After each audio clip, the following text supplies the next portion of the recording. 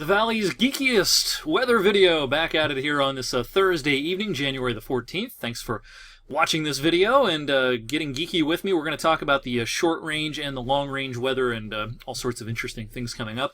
It's not a boring weather pattern, that much is for certain. I want to start out this evening with something I posted on social media earlier and did show on TV as well. Time-lapse video from our weather camera along 422 in Niles, pretty close to the Eastwood Mall. There's Best Buy. Olive Garden is kind of behind my head. And, you know, we had a half an inch to an inch worth of snow in a lot of the region last night, and at 7 o'clock this morning before sunrise, there was still some snow on all the paved areas, parking lots, and even down the median there in 422. But well, I'll tell you, with the sunshine that worked in and above freezing temperatures, watch the snow just vanish today. Really cool to see this in time-lapse form, even in some of the grassy areas. With the sunshine and temperatures in the upper 30s today, even in the grassy areas, the snow really shriveled up in a hurry. So not much left on the ground except in shaded areas. 39 our high for today officially earlier on. We might have even squeezed out a 40 in between hours. This followed 3 straight days of below freezing temperatures. For the month so far, we're just a hair above average. So that's the way it's kind of shaken out. When you see this 0.2 degrees above average, that counts the highs and the lows. So if you have some warmer than average nights, that can balance out some cooler than average days. That's the way that January has gone. We're almost halfway through the month. Our January forecast, which we initially put out around Halloween with the winter forecast, and did not make any adjustments to at the start of this month. We kept it the same. Forecast is working out pretty well. We called for about an average January with some peaks and valleys, and it's so far been very close to that. This is the, we do a forecast here for the entire lower 48 states in southern Canada, but of course we pay the closest attention to northeast Ohio and western PA. But it's always interesting to kind of grade yourself against reality, not only locally, but throughout the rest of the country. Here's what's happened so far this month as far as temperature anomalies. We were too warm kind of in here, and too warm out in the Pacific Northwest as well. But all this cool weather across the southern tier of states, this is pretty much as forecast. So a couple of miss areas here, a nice hit here, and we're doing all right here locally. And of course, we predicted a lot of warmth up in Canada, and that has panned out as well. So that's the way January has gone so far. We'll see what the second half of the month brings. I think it's going to bring some ups and downs. Certainly, we're heading into a cold period for the weekend and early next week, but then I think that'll be balanced out by some above average temperatures as we head deeper into the month. All right, this evening, I'm recording this a little before 8 o'clock at about 10 till, and it's balmy 39 degrees in Youngstown, 40 Pittsburgh and Cleveland. Well, you know, the real true Arctic air has kind of been scoured out a little bit from the lower 48 states, and it's kind of residing up in Canada. It's reloading, if you will.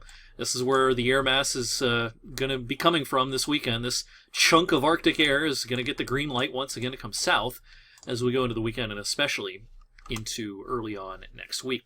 Across the lower 48 states this evening, there's not a lot of super interesting things on the radar. They're getting rain out of Northern California into parts of Oregon. This is our system for tomorrow night that will bring us rain in about 24 hours. This system taking shape along the Gulf Coast is interesting. This will move through the southeast and up the east coast and bring some rain, not snow, but rain to parts of the eastern seaboard. But it will not merge or phase with this system, so no sort of problems expected with those systems kind of merging and causing some wintry weather woes this time around. So here's Futurecast as we go into our Friday. Warm fronts continuing to lift north. We'll see some sun at times tomorrow morning, but clouds will increase in the afternoon.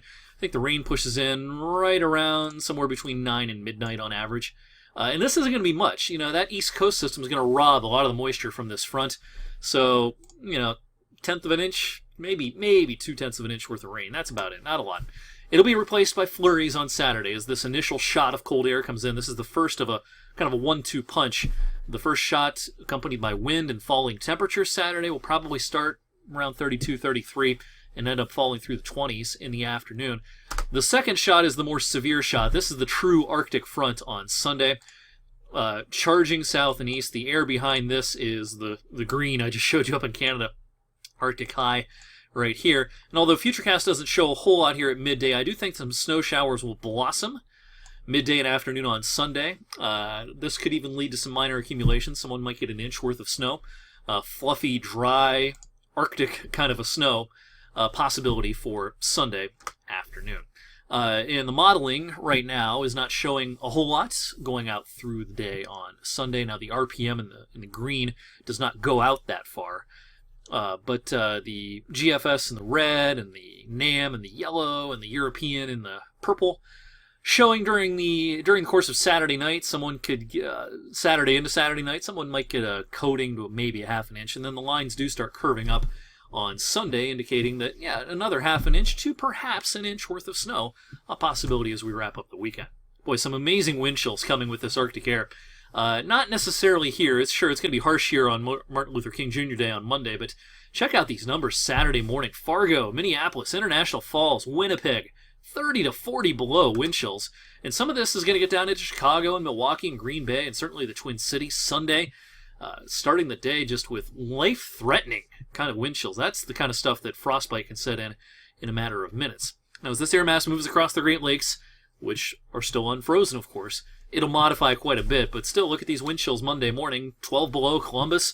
We might be -5 to -10 here as far as wind chills Monday morning locally, while Chicago's at -20, Dubuque -28. So, hey, it could be worse. We could be out there. Sometimes being downwind of the Great Lakes pays us dividends sometimes here in Northeast Ohio and Western PA. All right, we'll finish up tonight with a look at the longer range. I think the last 10 days of January will average out a little warmer than average. There's going to be some cool weather, but I think that the warmer days will outnumber the cool days in the final 10 days of January. This map covers the final 3 days of January and the first 3 days of February, and shows a lot of warmth across the U.S. You look at a lot of long-range forecasts here as we go into early February. In the first week of February, might see a return of the kind of pattern that we had for a lot of December. Does it last all of February? No, I don't think so. I don't think February is a redo of December.